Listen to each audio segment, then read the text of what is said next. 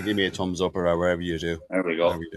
Oh, we are live, ladies and gentlemen of FaceTube land and the rugby media sphere. Welcome. It is Thursday. It is just gone 8:30. You are more than welcome to this week's episode of Mauls, Balls and All.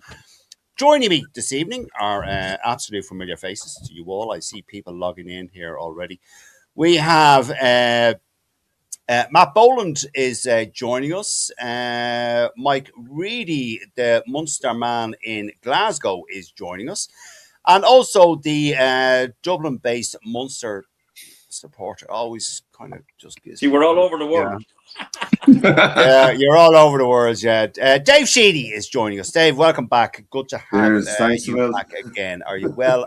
Are you all well in yourselves, gentlemen? Sound. I don't need juice. Excellent. And just answer. I don't know. Mike Reedy's got something. Sorry, hold on. Mike Reedy's doing Deliveroo. We wait Mike for you Reedy there. has. Yeah, go on. Okay, we're all clear now. I told him to fuck off. Yeah, all right. I thought your food was arriving there or something. Or someone asked you, did you want gravy with your chips? It's ready, but I'll postpone it till after.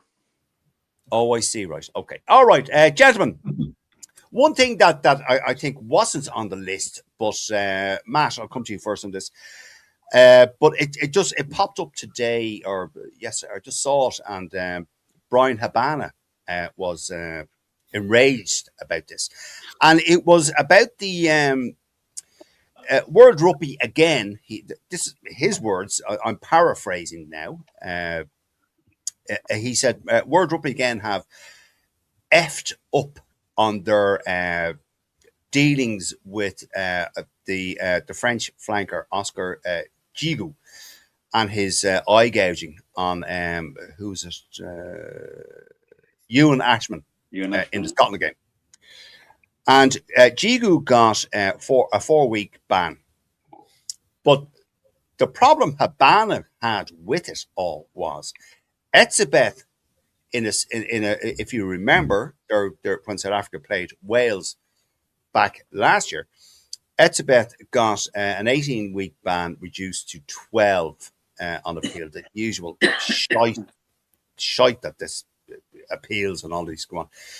Matt, again, World Rugby shooting themselves in the foot with this. Now, as I've said before, we have criticised World Rugby in the past here, but with good reason. Matt. Well, the reason Jagu only got a 4-week ban is because he's not South African. Oh, there we go. In all seriousness, though, look, if you look at it, right, and what Brian Habana said, understandably he's fucking pissed off because World Rugby, like you said, have shot themselves in the foot because they can't be going around giving somebody an 18-week ban for eye gouging, and then a few months later somebody else eye gouges and they give them a 4-week ban. It doesn't make any sense. It doesn't matter. Like, okay, when you saw the Etzebeth thing, you could clearly see him looking directly at Alex Mann and making contact, right? When you're in a ruck, you know where your fucking hands are. So even if you can't see, you can feel somebody's face and you can feel somebody's eye socket. It should be the same. It should have been any player that touches a player or gouges a player in the eye area, anywhere, it should be the top end, and it should be the same for everyone. Mitigation for good behavior, he's never done this before, things like that have to be taken into consideration, character, all this sort of bollocks, but they have to have the same sanctions for everyone, not just for South Africans or French. Do you know what I mean? Yeah, I actually agreed with Brian Habana's criticism of World Rugby. Richard Holland, how are you? Welcome. Good evening. And I think everybody would, like, as you said, they've shot themselves in the foot. They need to just, if an eye gouge warrants 18-week ban, then it should be everybody should get the same, and then it should be mitigated down for good behavior or first time being in a panel or whatever. Do you know, that type of thing? But they can't go around. They can't be giving somebody else a 4-week ban for the same offence.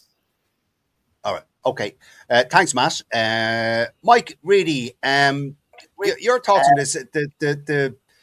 The difference or the disparity in bans from a very, very similar incident. As I've asked Matt, World Rugby again. Well, World Rugby are consistently inconsistent, aren't they, in everything they do? So, are we surprised? Diego is a very lucky lad, by the way, and they're sent out the complete wrong message, because eye gouging is a very, very serious offence, and he knew exactly what he was doing.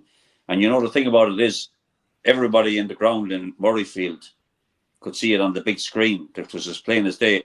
And in my personal opinion, the TMO should be fucking stood down for not raising that, because it was seen by everybody in the ground during the course of the game, and he didn't see it. What's he looking at? And then, was it any chance your man fucking Tempest, was it? Tempest. I don't know. I can't remember. No, it wasn't. It was what's his name? I can't remember his name now, to tell the truth. Stevie Wonder. But Yeah. it's really poor, by the way, because, you know, Etzebeth deserved every fucking day he got, by the way, of a ban, and Diego should have got the same. It's as simple as that. It's embarrassing. And I'll tell you one thing, by the way, if they don't get their shit together, they've already lost credibility anyway. I think, you know, that they don't have a lot of credibility, do they? But I was just going to say, Mike, do World Rugby have credibility? None at all. None at all when they make decisions like that. And and in my opinion, why is he not even being called into question, the TMO? It's understandable that the referee mightn't see it, but the fucking TMO saw it. And in fairness, the referee saw it on the screen as well. We all saw it, Mike. We all saw it. It was, and he didn't do anything about it either. So, and a Gardner, but you know, they make decisions and they have to live by them, I suppose, don't they? Yeah. Okay. Fair enough. Okay. Thanks, Mike. Dave Sheedy. As I've asked Matt and Mike, it just seems like a really ridiculous change of tact from 18 weeks reduced to 12 weeks, and then Jagu, whatever his bloody name is, gets 4 weeks for the same bloody incident. Dave? I didn't see it. I didn't. I saw people mention it in the group. I didn't even go looking for a video of it. So if there's, like, I remember Etzebeth was pure intent when he went forward and fucking thrust the eye into the eye. Yep. If it was exactly similar, he should get the same thing. Definitely. Now, as I said, I didn't see it, so I can't really comment much. But one thing I'm sick to death of is this, he's getting 2 weeks off because of good behavior. You know what I mean? Like, if you were up in court for, you know, and murder, something like this, is it like, we'll give him 3 years off because this is first offense? Yeah, all right, Dave, calm down. I'm there's a bit of a difference now between. I know there's a bit of a difference. Murder, of course, there's a bit of a difference, but the judgment has to be the same. Fuck this good behavior stuff. If you commit the crime, you do the time. I'm sick to death of it. Mitigated for this. Etzebeth should have got a year. In fairness, it wasn't quite as severe as what Etzebeth done. First of all, Ewan Ashton wasn't injured and didn't have to go off the pitch or anything. He didn't need any treatment. So, but it was as plain as day. He poked his hand. Yeah, but like as Matt said, you know when your hand is on around someone's face. Of course you do. Know it.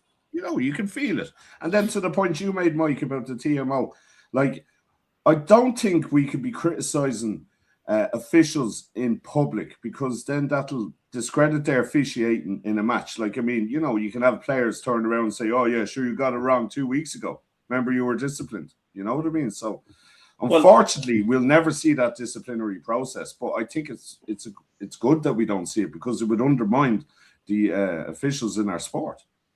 You know? Yeah, well, that's a great comment, Dave. Yeah, that's a great comment. Fair enough, but it's one thing, a referee makes a decision on the pitch and he makes it on his own judgment. But the TMO is sitting there and he's duty bound to find, like, if World Rugby came out and said Tempest has been disciplined for missing an eye gouge, you know what I mean? He'll never He'll No, never no, see him again. No, I know. Again. It's You fair know enough. what I mean? Yeah. So no, that won't I happen. understand it. I just, whatever. Yeah, no, Dave. I know exactly the point you're making. Richard Holland. Before I come to you, Gregor Galway, evening all. Hi, Gregor. How are you? As always, great to see you on here, Gregor. Joe Lines. Joe, he has a way with words. Poke in the eye, grabbing the nuts, spitting, don't give a fuck. A player does any of them. There should be no mitigation or excuses. Lowest of the low. Joe, I think I agree with him. Yeah. you're singing to the There's choir here. there's a certain level of manners that has to be had in rugby. I got penalised for saying shit in the pitch before. You know what I mean? Are We you got sure to you didn't drop enforce the that. kicks now? I didn't. I was kicking to Yeah, all right, okay, all right. Jesus Christ, for fuck's sake. Richard Holland, excuse me. To you, same question I've asked the lads. The disparity in the bans that both players received for very similar offences. Yeah, look, no, I said it even before the Elizabeth thing, that if you get 12 weeks, you serve 12 weeks. I don't think this mitigation thing is warranted at all. You know, even that incident there with the French guy. If you look at him, he went back for a second bite. He went back in for a second hook on the guy's eyes. He did. You know, he came back, he let go, and then he came back in again, trying to hook the eye. So to me, if he gets 18 weeks or he gets 12 weeks or whatever he happened to get, you serve the full 12 weeks. This mitigation. Oh, he's been a good boy up to now. You know that's a lot of. No, but Richard, Etzebeth got 18 weeks initially, and that was reduced down to 12 weeks after his, as Dave Sheedy said, after this. Oh, yeah, the French guy should have got the same. He only got 4. Yes, This there's no logic to that. Like, Was that mitigated down from 18 weeks, Peter? Yeah, Etzebeth's ban was. Not Etzebeth's, Jagu's. Was that? No, Jagu's was 4 weeks straight out. That was He it. knew he fucking won a watch. That's why they never contested that. He knew he had a success there, and they might increase it if he got a bit cheeky. What do you mean, Mike? If he appealed it, If he appealed that, like he's got away with murder, basically. Are you talking about Etzebeth? No, Jago getting Jago. Getting only 4 weeks. He probably thought, "Oh my God, I fucking got out of jail there." I was looking at it and I was kind of going straight about. I mean, it's a red card and it's a lengthy ban. That's what I was thinking as I was looking at it, and then nothing happened. You know. I can't believe the ref and the TMO at the time missed it. That's a mystery. Yeah, but I can understand the ref missed. But even the TMOs, sometimes they'll call up the ref and says, "Look, you need to look at the actions of number 4." You know, and they will call it out. But that didn't even come. And everybody saw it on the screen. It was there for everybody to see, and it was quite prolonged. It was so wasn't a obvious. 2-second thing. Actually, how many tries have you seen overturned? Hold on. When the referee is looking at a screen. Yeah, loads. And my argument always is that the TMO should be 3-4 phases back max, and also called in if there's a question about foul play or a try scored.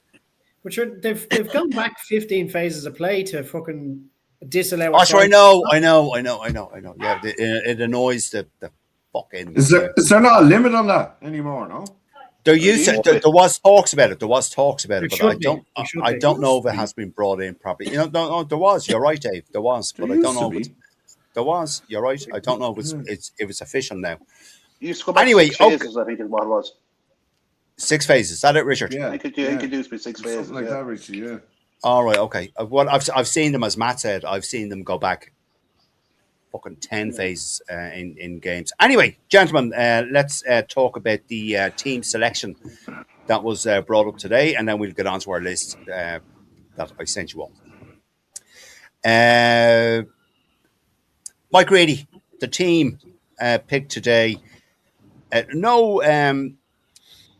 One surprise, Mike, I thought, a dogbo. Not included. He preferred Murray, as the commentators call him. It's Murray. Murray, yeah. Murray, Mike, my book as well. Mike, is that a beating Scotland team in your book? Well, it's as good as we have available, lads. So let's hope it is, but we'll have to wait and see. Do you know what? If we go out and play as well as we can, as well as we played against England, we have a really good chance. Scotland are, you know, they if they play as well as they did against France, which they won't be allowed to, because France let them do what they want basically. The defense was non-existent from either team, in fairness.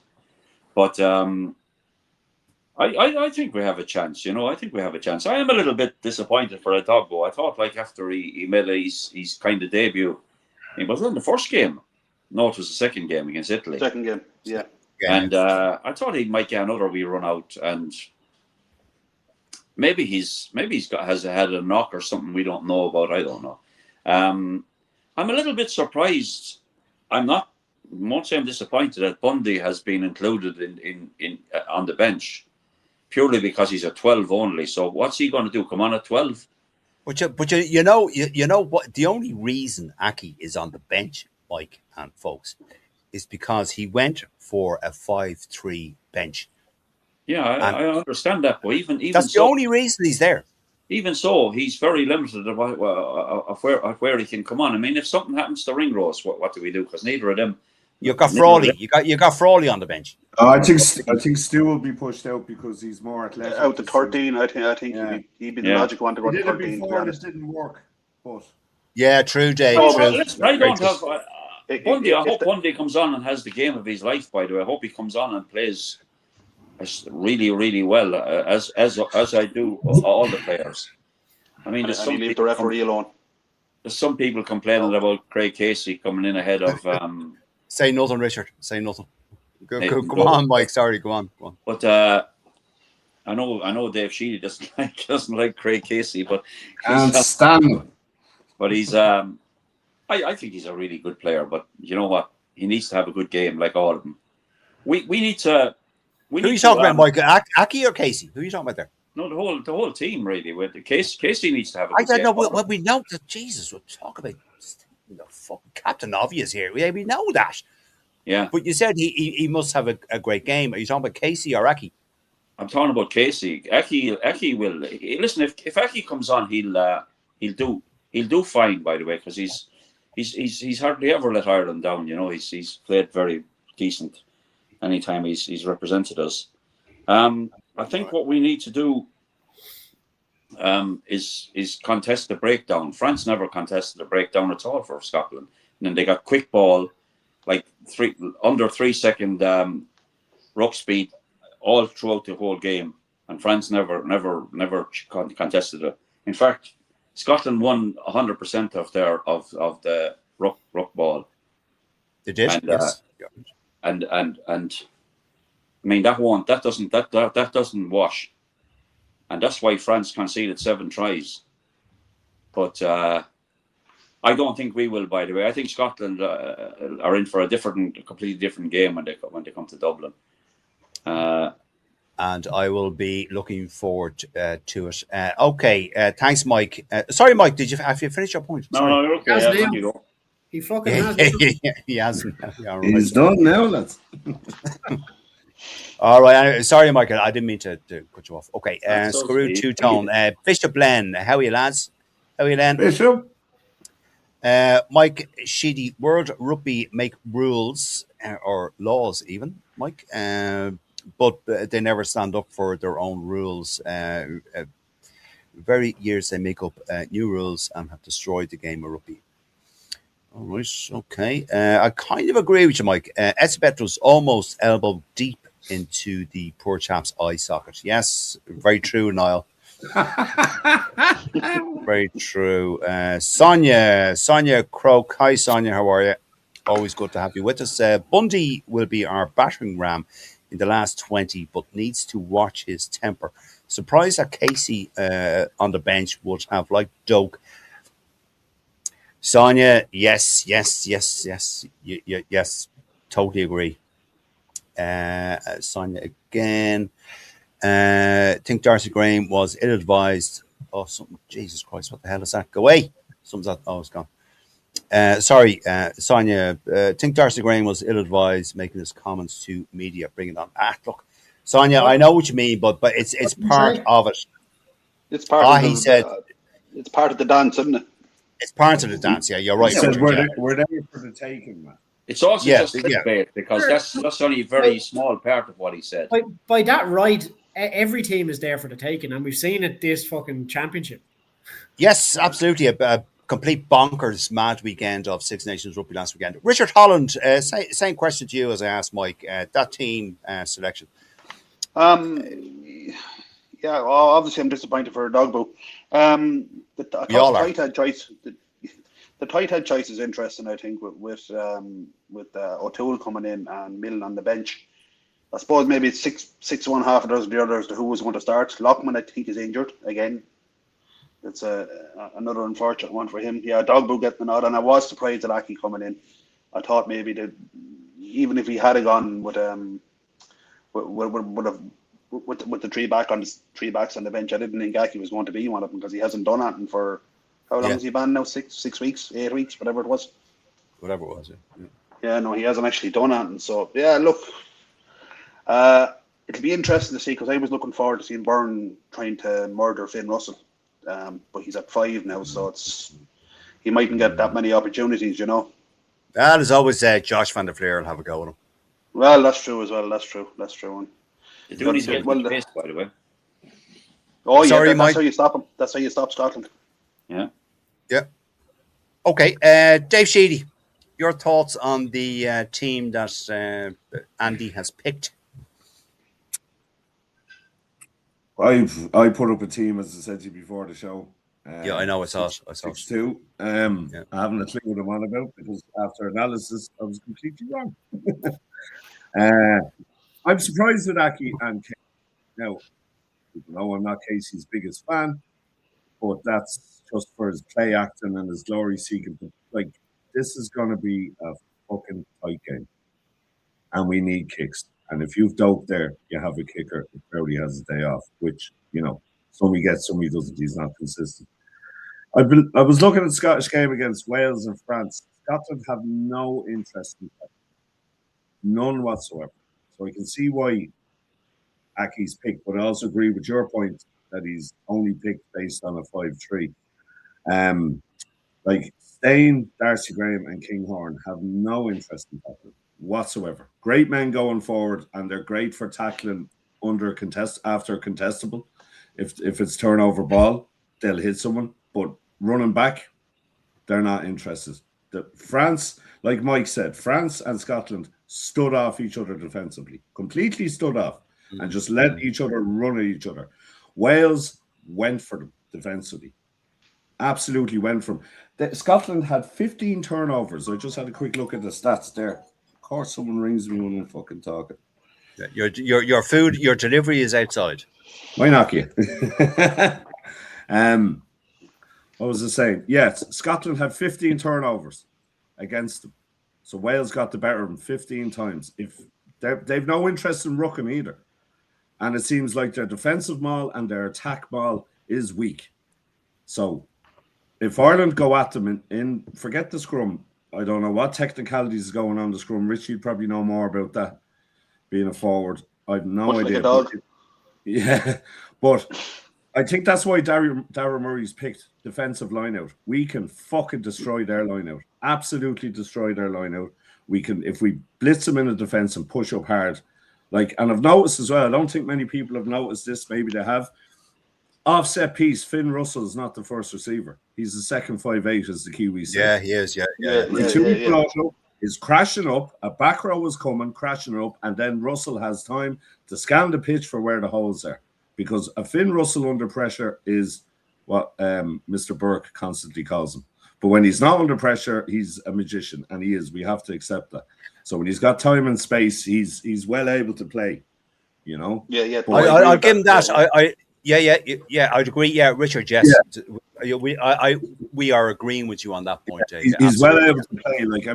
But if you get up in his face, you'll see him smiling and looking up at the screen again. You just have to get at Russell. And I think now that's why Aki is there, to get a Tuipulotu quickly, early off their set plays, whether it be scrum or line out.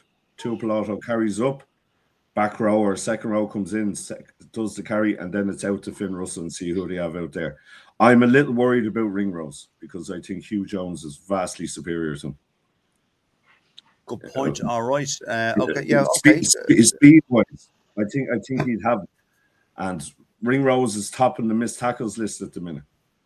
So, yeah, you know, yeah. And right, Balakoon and Tommy O'Brien are great in the air, and they've always made meters going forward. But I don't think I trust them in defence as much as I would with Osborne. So I'd be worried about Darcy Graham and Kyle Stein running at them. Yeah, well, Osborne will tackle himself into the ground. Yeah, exactly. Like Osborne, you know, rarely misses. Balakoon is a really good defender, by the way. He's a good defender running back, but not on the initial kind of, you know, he kind of plants his foot and then he can get, but because he has the speed to make up for it to scramble back. But my intuition before this was like, oh my God, Scotland could do one, you know. And now after watching Scotland, a couple of replays, I'm more convinced that Ireland can actually do it. But like, they haven't beaten us in 10 years, man. And some people, Irish people, have been saying it on comments all over the fucking rugby pages. I mean, that's just something you stick on the wall in Scotland. Do you remember the last time Scotland actually beat us? Croke Park 2010. Well, it beat us in 2017 in Murrayfield. I was there. At home. They've never beaten us at Lansdowne Road in the Six Nations. Oh, for Christ's sake, Croke Park. But see, the problem is, they've never actually won at Lansdowne Road in the Six Nations. No, they haven't. No, you're right, Mike. They haven't. Sorry, Dave. Go on. These things are there to be broken. I know they are, but they haven't. Scotland are going to break it someday, please. God, it's not on Saturday, but this is the closest game of the 3 games, I think. Yes. Okay. And points matter, and I'm worried. Yeah. Okay. As we all are. Matt Boland, your thoughts on the team before and after you answer, I'll come to just a couple of comments that have come in there. Yeah. Well, look, I mean, we know. I think Dave has kind of nailed it in the head there. Our defensive capabilities are far superior to what Scotland's are. They are massive attacking threat, but as he said, they have lazy runners at times that don't go back and defend as they should be, and I think that's the gameplay we're gonna go with and attack. You've also got 2 really good poachers of the ball in the midfield there, where they're gonna absolutely attack the breakdown every day, all day long. Fucking Byrne and McCarthy, and they're gonna make themselves known. I think Conan and fucking Conan and Josh are gonna target fucking Finn Russell, and once Finn Russell gets targeted, he gets under pressure. He starts missing fucking kicks. He starts doing shit things. And as Dave said, when he has space, when he has time, he is a fucking magician, and he really is. And that's when he plays like that. That's when you see a world-class 10 playing, and it's great. When he's under pressure, when he's not given space, he's fucking shit. So that's where I think you come into the fact and go, he's a fucking spoofer. When he has the time and space, he's fucking brilliant. But I think what we're going to do is we're going to target him. We're going to target the breakdown. Our defenses are way better. We have good attacking runners as well. Balakoon has been phenomenal this campaign. Tommy O'Brien is fast. Kyle Stein and Darcy Graham have been brilliant. But I think they lack a little bit in defence, whereas our boys might be a little bit better in defence. Osborne will tackle all day long. All fucking day long, and he'll be the key in our back 3 when the 2 boys are not up to speed. But even at that, right, Balakoon is quite good. He is very good at knowing when to switch wings. We saw it against England. He was key to that tackle on Tommy Freeman when he broke down the wing. You could see him tracking all the way along, and then all of a sudden, last minute, bam, he was in fucking touch. Yep. Try save and tackle. So things like that, I think we're a little better. Marcus Smith. Sorry, no, that was No, No, Tommy Freeman no, is right. Tommy Freeman. Freeman is right. thinking of Balakoon the and other one. Tommy O'Brien came across. Oh, sorry. I'm taking. Sorry. Yeah. Sorry, Stu Matt. Sorry. McCluskey got fucking Marcus Smith, but Yes. Sorry. And- Yes. I'm delighted to see Stu in there again starting. And I think that It's the a Aki revelation team, this year. he's been fucking unbelievable. He has been. He has. He's Sonny one of the- Bill Williams. Yeah, he is one of the Yeah. players, or he should be one of the players of the tournament. He has to be. He has been fucking phenomenal. And look, I am really excited for this game, but I'm also really fucking nervous because this is probably one of the tougher games for us, and it's gonna be a fucking tight game. There's gonna be no fucking 90 points in this game. I can tell you that now for certain. But No, will you not. know, Just on that is that Scotland were absolutely fucked in the last 20 minutes against France. That's where the 40 points came from. They were knackered. Yeah. So I'm just wondering how much that's going to take out of them for Saturday. Oh, in the way, We've had That's an gonna extra be- 24 hours as well. Yeah, I also that's- think Ireland have proven over the course of the competition that they're stronger finishers, that they're able to go for the 80 minutes more so than even France, because France faltered slightly towards the end of our game, and in the Wales game, they were huffing and puffing after 32 minutes. All Yeah. the second rows of the team were giving it that. and this They- is where they the don't Ireland like- team. Sorry, Dave. They don't like the Hold on, physical go on. challenge, and they're getting. You'll watch them now. Watch the breakdown. They're struggling to keep their own ruck. They're going off their feet and they're putting hands down before anything else. They don't like the physical contest. As Richie said, they're going to be exhausted in the last 20. And this is where we're far superior. Our conditioning to do 80 minutes across the team is probably at the top end of world rugby at the moment. 100%. Yes. We are probably one of the fittest teams out there that can endure a really tough physical game for 80 minutes. Yeah, Whereas 100%. he looks knackered after the warm up, but he just chugs away there for 80 minutes. He just goes ahead. Yeah, no, you're right, Richie. Yeah. Okay, folks. Before we move on, a couple of comments. Jenny Ainger. Hi, Jenny. How are you? Evening all. I would imagine Andy Farrell has picked his team on training performance this week. So, lads, if you don't like certain players chosen, tough. Jenny, I love. That's a dig at me, I'd say. No. you're basically saying Jenny, you're just basically saying get it right up, yous.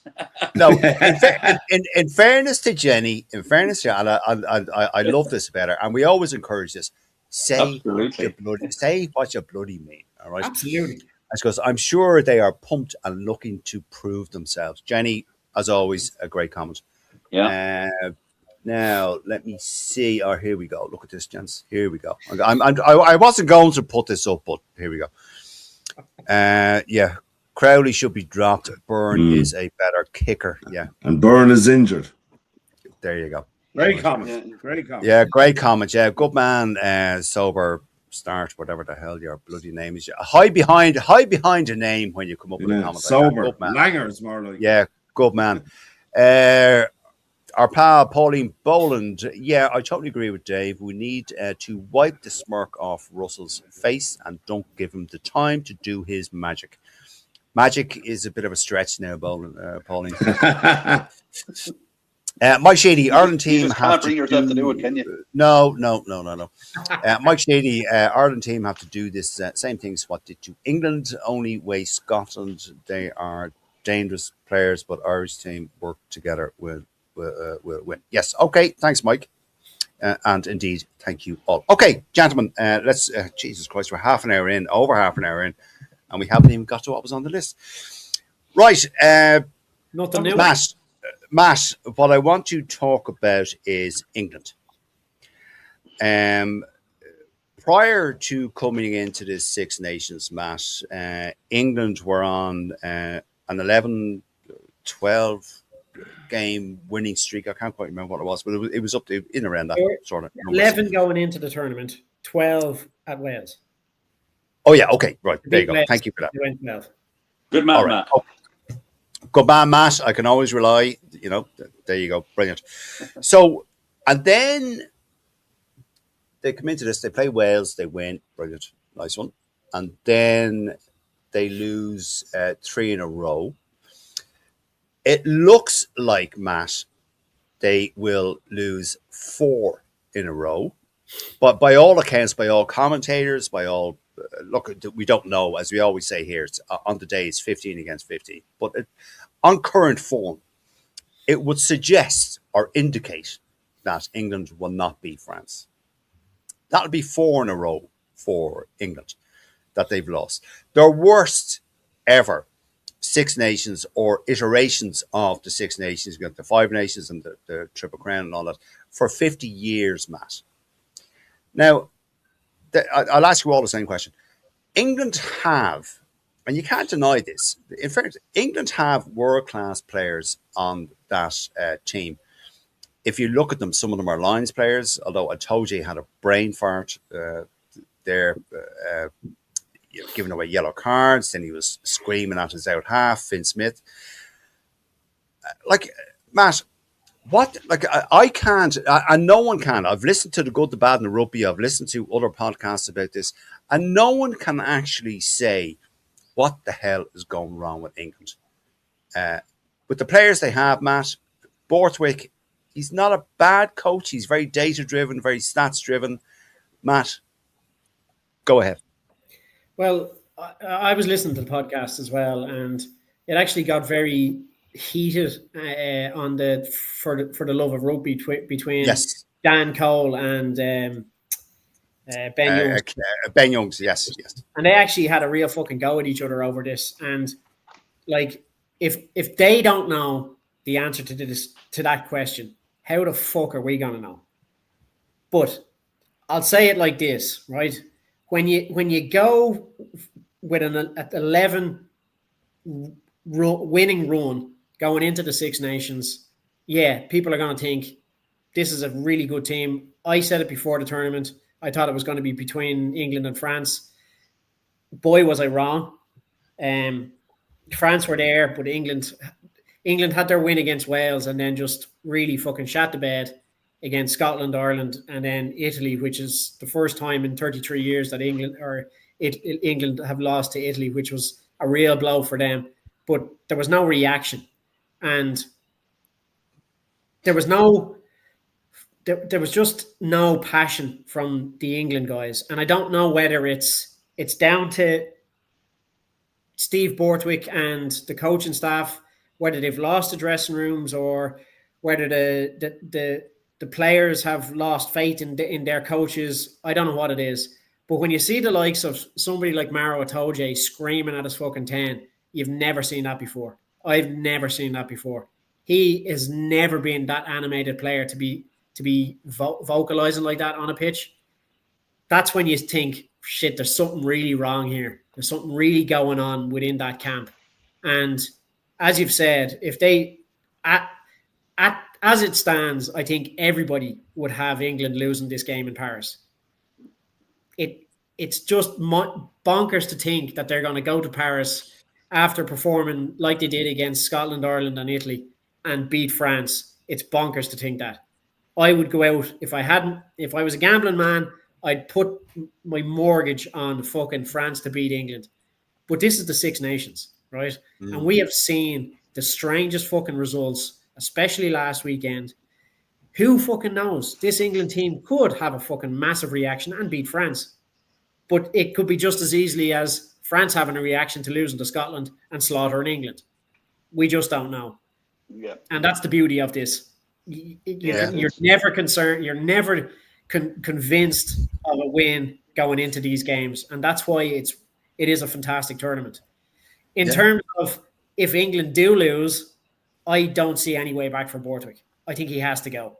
Because, like you said, it'll be their worst performance in the Six Nations in 50 years. Nobody wants that fucking on their head. You know, no coach wants that record. And for me, the RFU are kind of ruthless in that regards.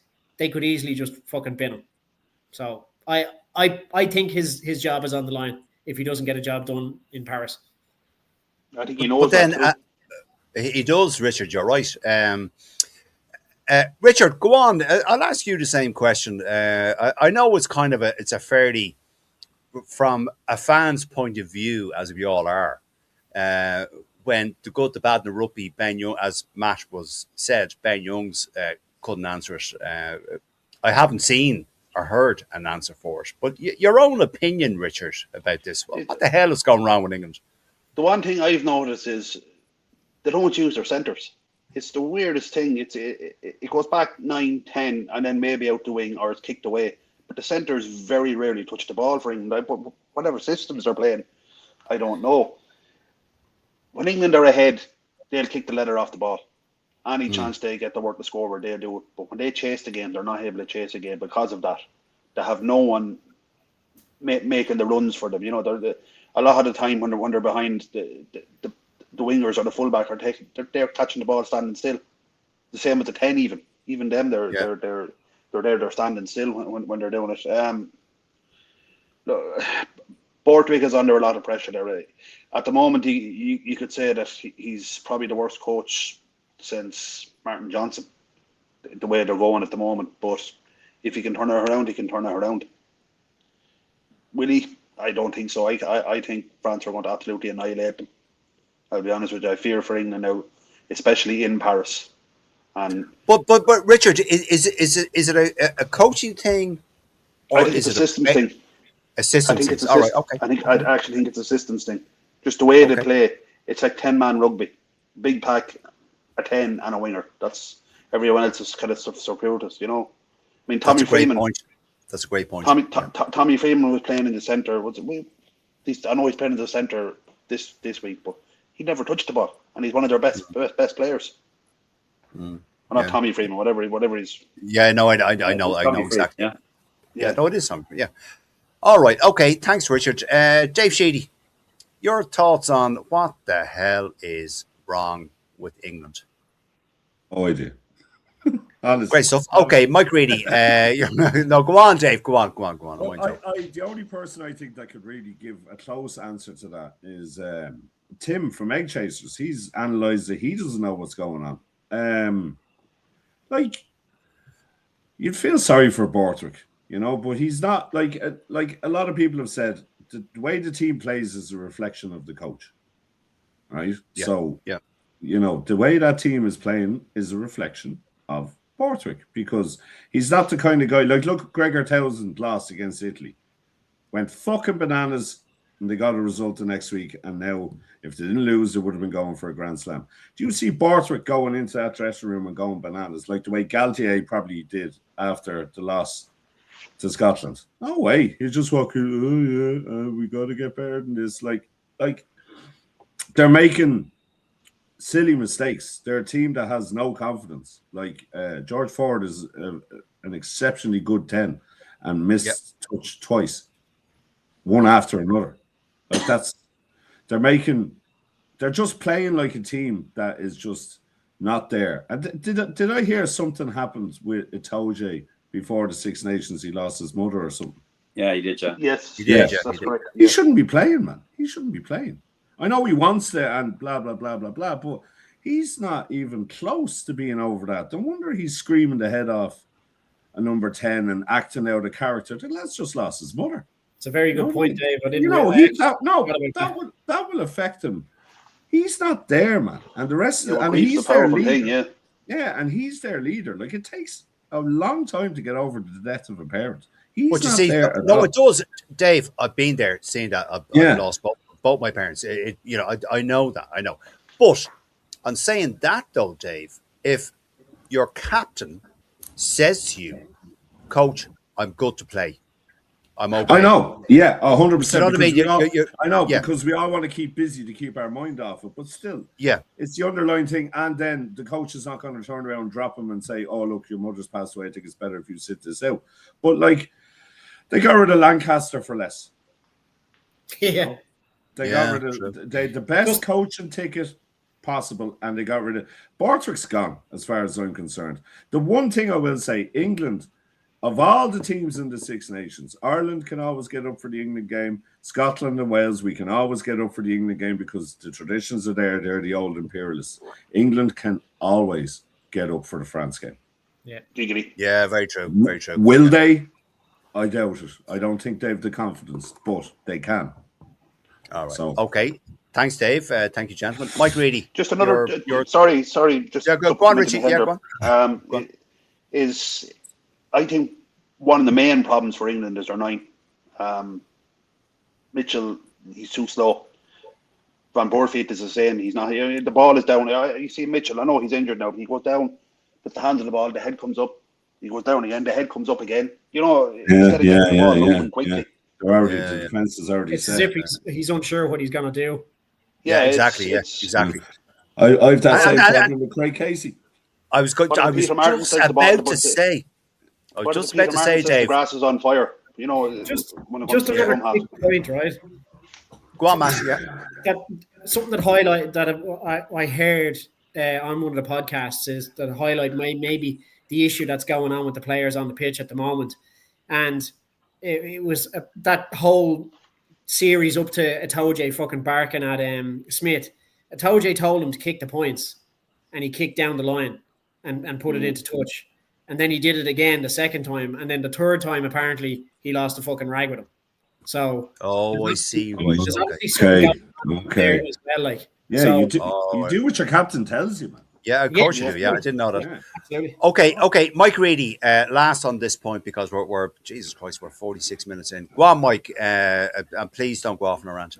Go for it. Sure, we're having fun, Peter. I know we are. I know. Just Mike, time. You go off on a rant there. Come on. Go on, Mike. I personally think, regardless of the result in Paris, I think Borthwick's time is. I think his position is untenable now. Yeah. He's like you said, Peter. He's all stats and data. That's his whole game.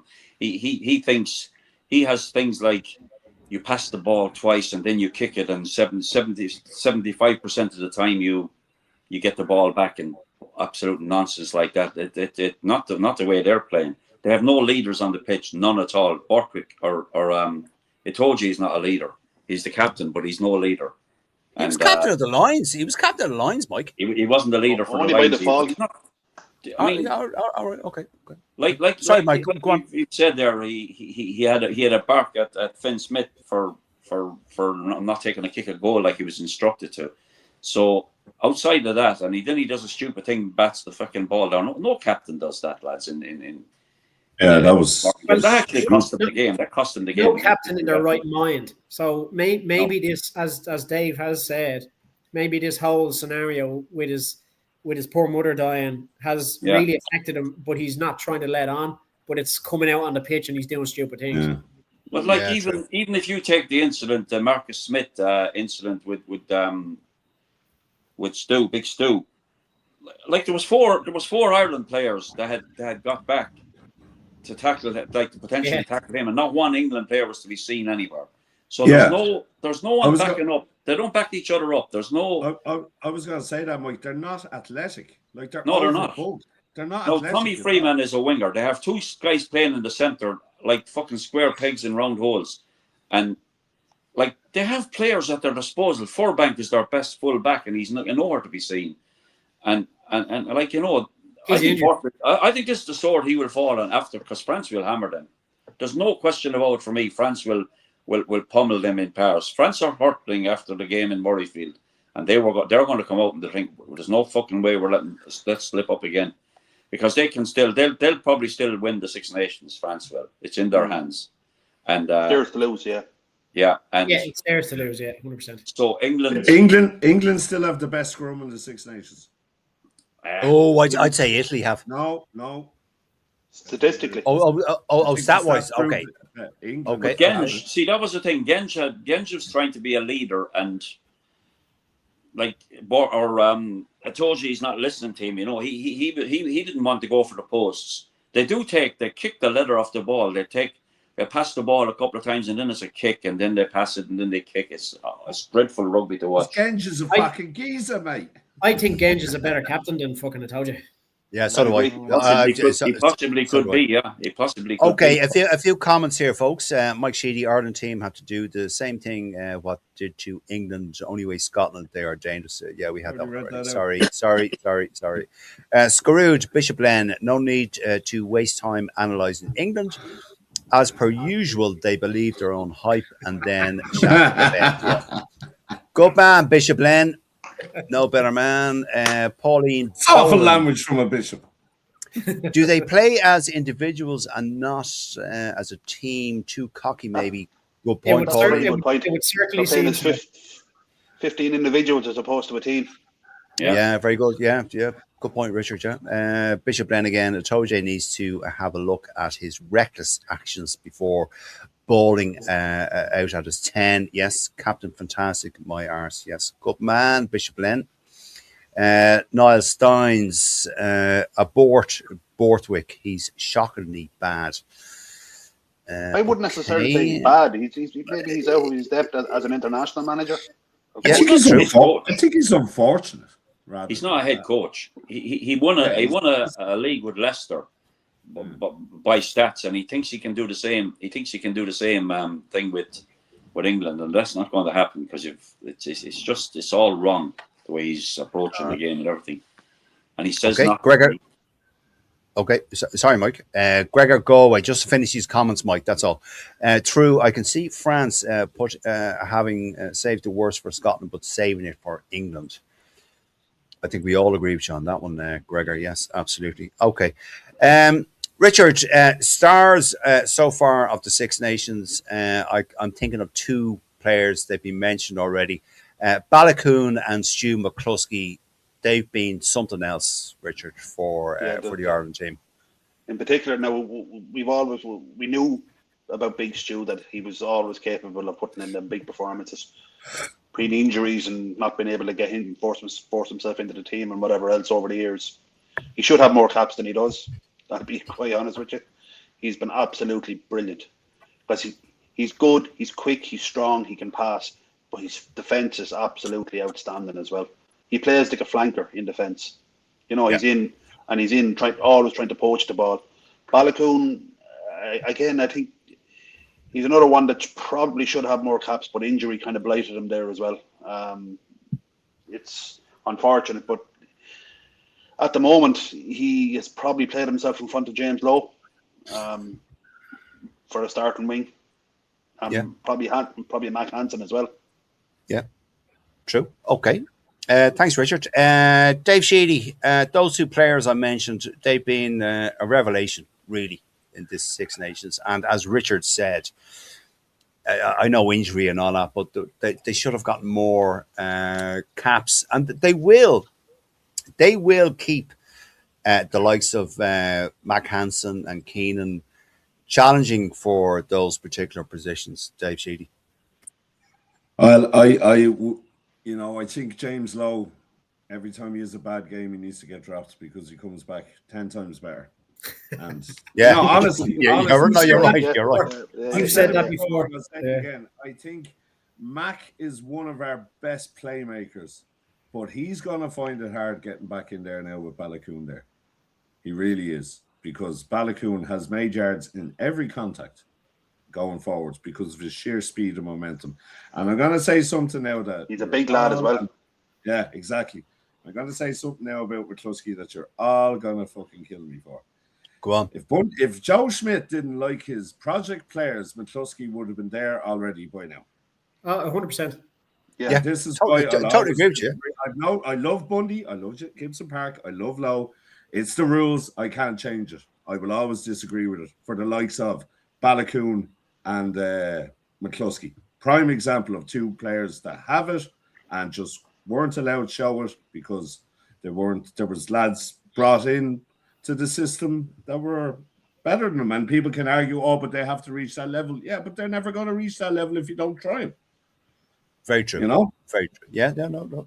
Same with CJ Stander. Like, I love the kid, but I disagreed with him playing for Ireland. And I love him to bits as a Munster man. But just don't bring. I know it's a different topic. No. Mike Reedy. Mike Reedy is listening. Mike Reedy is listening, Dave. Don't mention the M word. No, don't. No. The mercenaries. No, we don't. He's right. They're fucking mercenaries. Go on, Mike Reedy. Those two players I mentioned. Your thoughts? I think, as I think we all agree, Balakoon and McCluskey. I think shining lights. Go on.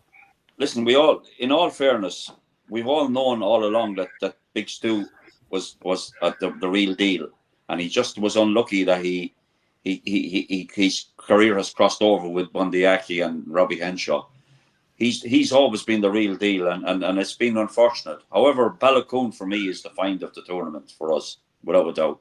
Yeah. I mean, we've seen him before, but what he's doing now, he's pulling up trees for Ireland. By the way, he's given us a completely different dimension that we haven't had in a long time. Himself and Tommy O'Brien for me is definitely nailed on for the other wing going forward, and because they have something we have lacked, pace.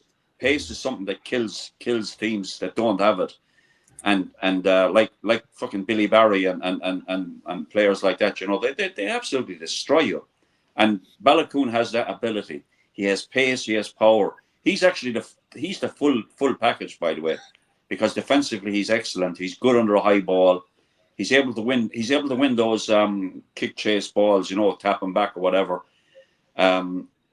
That's incidentally something we'll face at the weekend if we kick the ball away to Stein. He'll fucking murder us.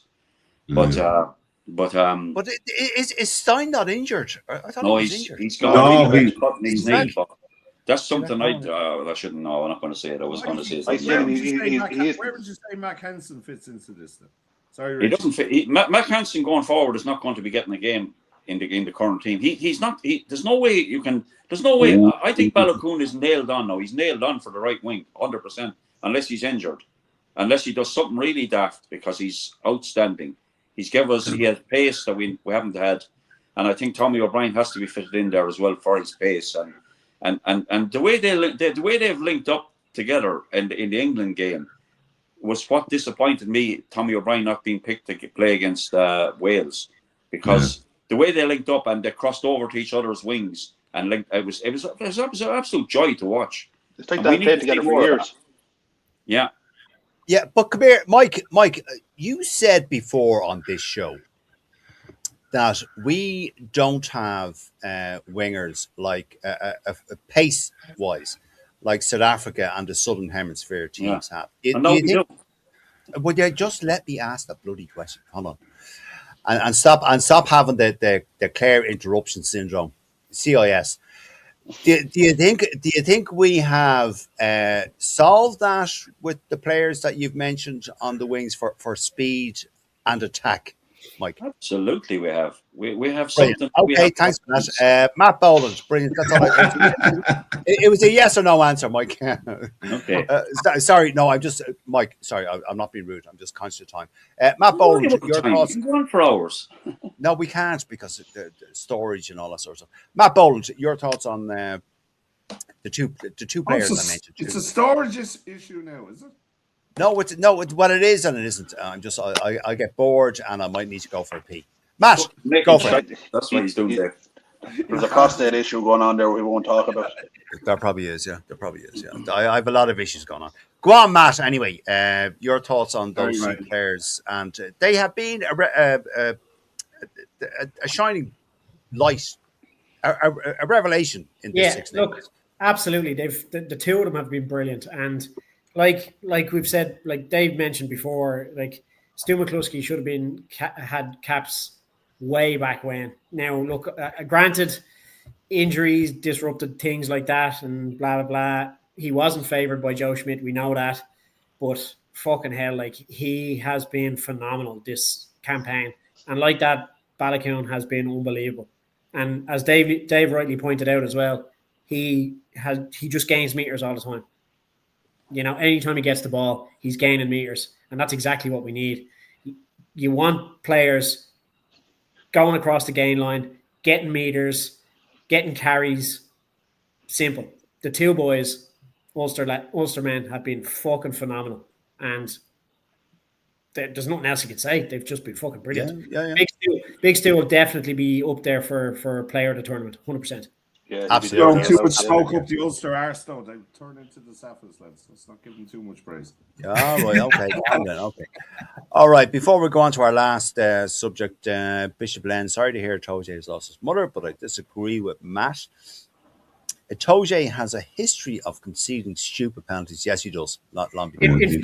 In fairness, right, Scarood, you know what I always think of him. I said I was giving him a pass on the fact that his mother had died.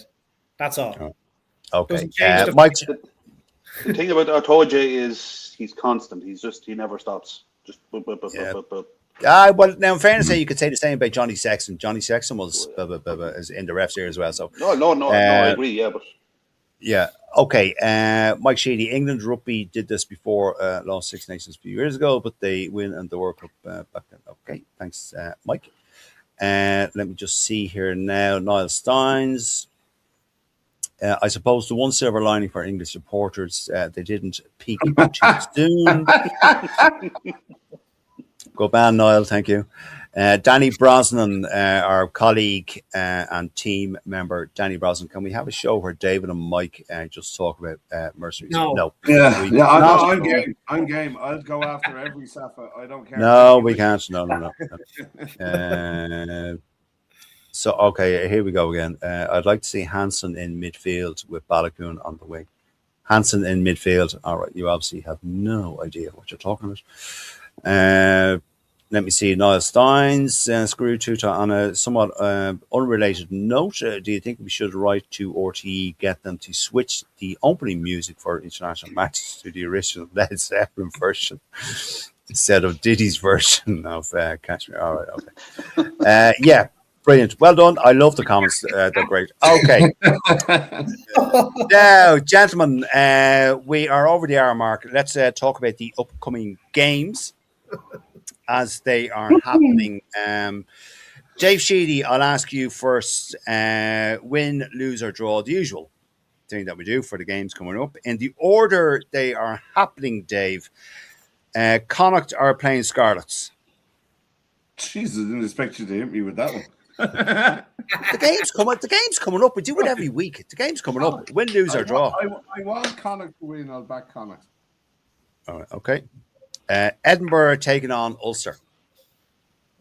In Edinburgh. Yeah. Ulster. Okay. What we've spoken about at length. Your winner for this game, Ireland taking on Scotland in the Aviva. Go for it. We obviously want Ireland to win. I don't know. Ireland. I don't know. What do you mean you don't know? I mean that because All right, Mike, it's not your goal. We just shut the fucking it's evenly clear matched. interruption syndrome. CIS there with Mike. I mean, I just don't know. All right, okay.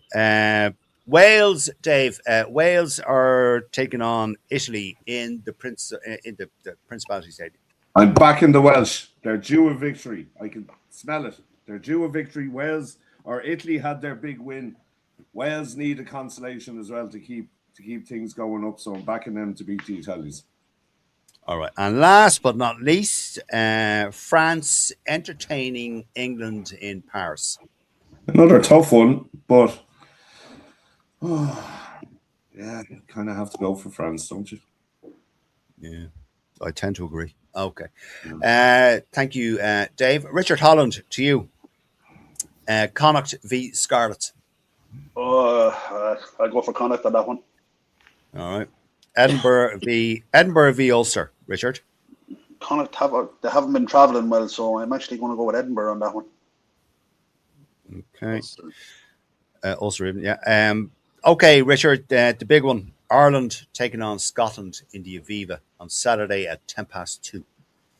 An extremely tight game. I think it's going to be very, very tight, and Ireland will shade it by about 6, I'd say. All right. Okay. And Wales at home to Italy. I'd like to see Wales win. Just a little bit of pride. I wouldn't. No. I hope they're beaten. Okay, and lastly, Richard, France. The probably there's a competition for game of the weekend between Ireland and Scotland, and this one, France, Richard, are taking on England. I'm expecting a massive reaction from France after last weekend. This could be an absolute massacre. France all the way for this one. All right. Okay. Thanks, Richard. Thanks, David. Mike Reedy, to you. Connacht are taking on Scarlets. Connacht at home. I expect Connacht to win that one. Scarlets have won their last 2 matches, been playing well, but I think Connacht at home will be we'll get the job done. Okay. I wonder if James Grennan is actually going to that. All right, Mike. Edinburgh taking on Ulster. No, Edinburgh at home. Ulster are missing obviously all the guys that are away on international duty. So Yeah. it's a tough one for Ulster, but I'm going to go with Ulster. It's against my principles to do anything other than that. Oh, for Christ's sake, principles, just go on current form and your head. I'm going to go with Ulster. I'm going to go with Ulster. Oh, okay. I kind of know what you're going to answer to my next one. The big one, Ireland versus Scotland in the Aviva on Saturday. Well, again, it's against everything I believe to choose anything other than Ireland. Lads, I think we have a 50-50 chance, and I think we'll do it by a score or two. I think we will. Yeah. All right. Ireland win that one by 7 points.